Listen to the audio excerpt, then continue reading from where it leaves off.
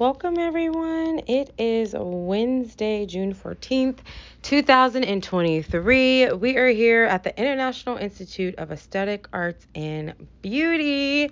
Hi. We are here today starting our segment on makeup. We are going to be going over makeup artistry. I was trying to think of my words here in the next few weeks and talking about brushes, sanitation, application, products, supplies, equipment, tools, all the things that are associated with makeup. So tune in, stay tuned. If you don't follow us on YouTube, like us on Facebook, and you can subscribe to our soon to come to soon blog. We'll be doing more in-depth classes on like technique and just ways to really enhance your treatment, as well as some of the techniques that we teach here at the school.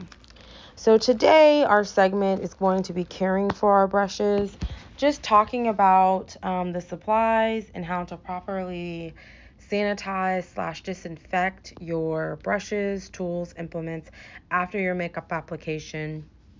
It's very similar to the same decontamination methods that you use for facial implements, body treatments, waxing implements, so on and so forth. The sanitation is kind of general across the board, except you may tweak a thing or two depending on what it is that you're actually cleaning or disinfecting.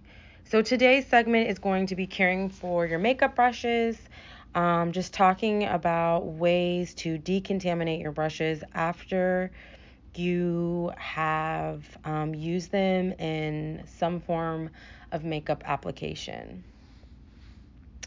So for your basic brushes, which could be anything from your powder brush, which is going to be like your large soft brush. This is typically good for blending and application of powder or blush. You also have your blush brush. This is going to be a little bit smaller, more tapered off. Your concealer brush can be like narrow, firm, kind of a flat edge. It's usually used around the eyes and sometimes blemishes. Your lip brush is also a good concealer brush because of the texture of the brush. It's really good for holding like your wetter products.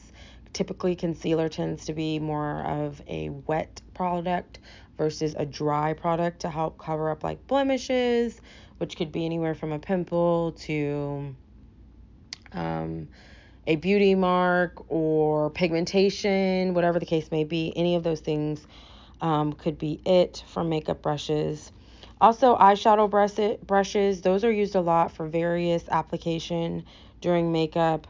They can be large, soft, firm, small. They come in various forms, but this is another form of a brush that you'll be using to clean.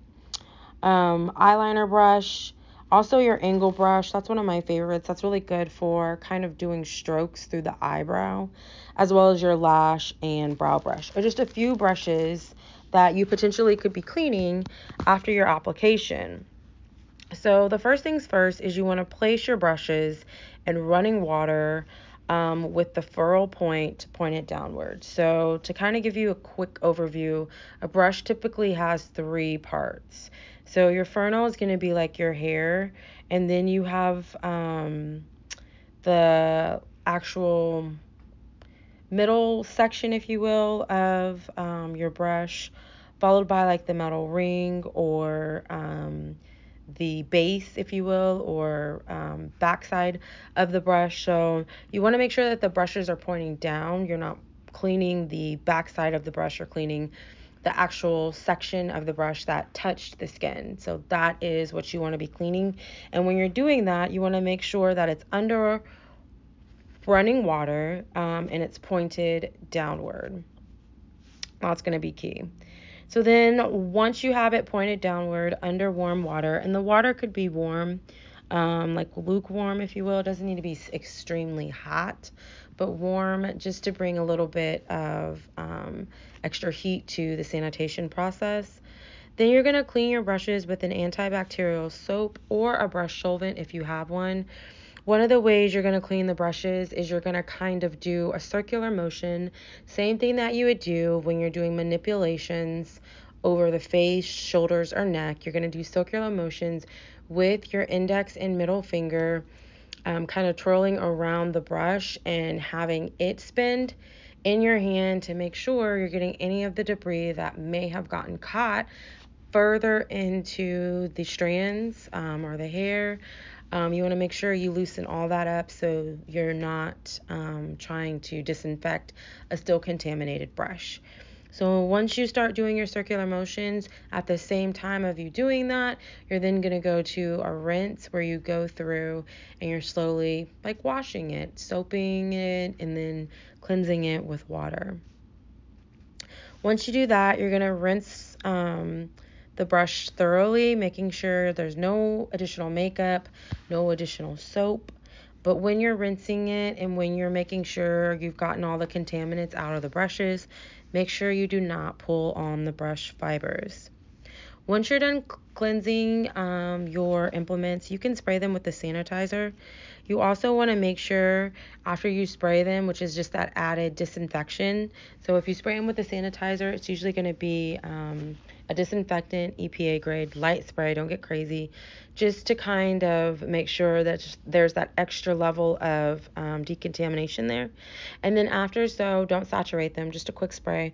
You're going to reshape the wet bristles. This is key. You want to make sure that when the bristles of your handle for your makeup brush is wet, that is when you reshape them. If you try to reshape them afterwards, they are not going to shape right.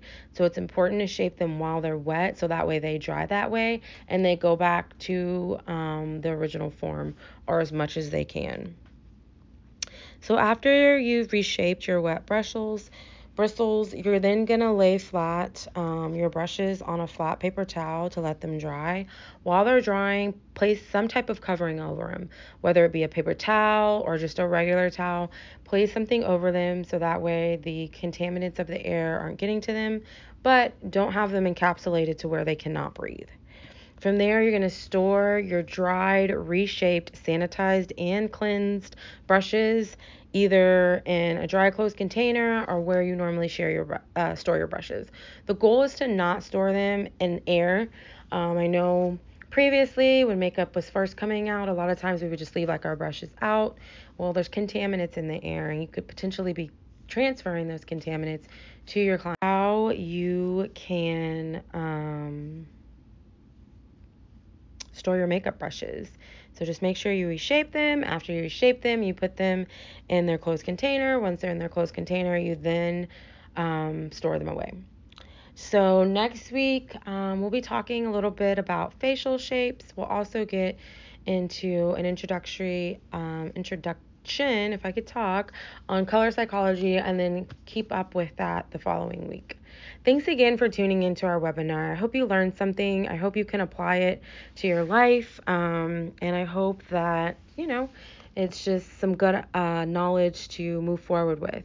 As always, you are more than welcome to schedule a tour with us. Come see the campus, what we have to offer, and where our facility is. You can also reach out to us at 469-289-2837. So that way we are able to have contact via phone. You can also email us at info@iio.education should you have any questions. Visit us online at www.iio.education. You can also tweet us, DM us, like us on Facebook, follow us on Twitter, LinkedIn, or Instagram, and then soon to be coming on TikTok. You can always subscribe to our YouTube channel. We're always putting out new content.